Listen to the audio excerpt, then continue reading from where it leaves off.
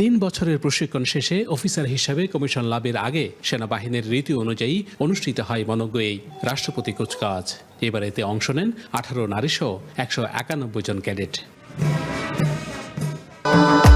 ভবিষ্যৎ হোক নিরাপদ, বিনিয়োগ হোক বিশ্বস্ত, আর আমার পছন্দ সল্ট বে।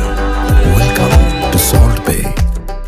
সেনাপ্রধান জেনারেল ওয়াকার কুচকাওয়াজ পরিদর্শন ও ক্যাডেটদের অভিবাদন গ্রহণ করেন।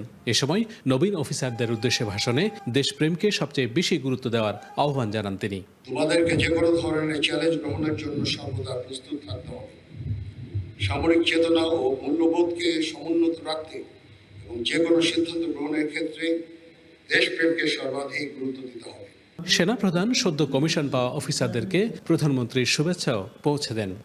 কোনো বিষয়ে চূড়ান্ত সিদ্ধান্ত নিতে নিজের বিবেকের দ্বারস্থ হবে।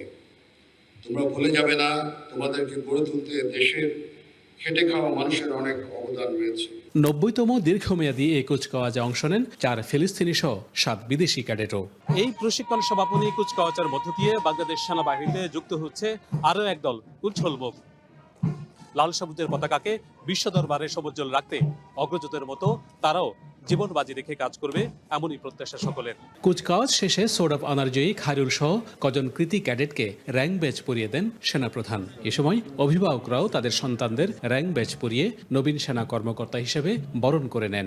একজন নারী হিসেবে কমিশন অর্জন এটাই প্রমাণ করে যে দৃঢ় সংকল্প, পরিশ্রম এবং যোগ্যতা থাকলে যে কোনো চ্যালেঞ্জ মোকাবেলা করা সম্ভব। আলহামদুলিল্লাহ, আমাদের কোর্সমেটে আমরা সবাই আজকে কমিশন পেলাম।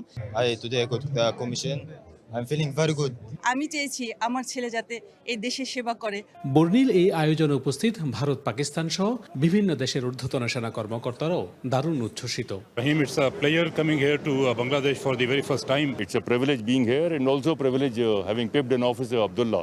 মনোমুগ্ধকর এই অনুষ্ঠানে 3 বাহিনীর ঊর্ধ্বতন কর্মকর্তা সহ সামরিক বেসামরিক বিশিষ্ট ব্যক্তিবর্গও উপস্থিত ছিলেন। Shahnaz Riton, one news, Chittagong.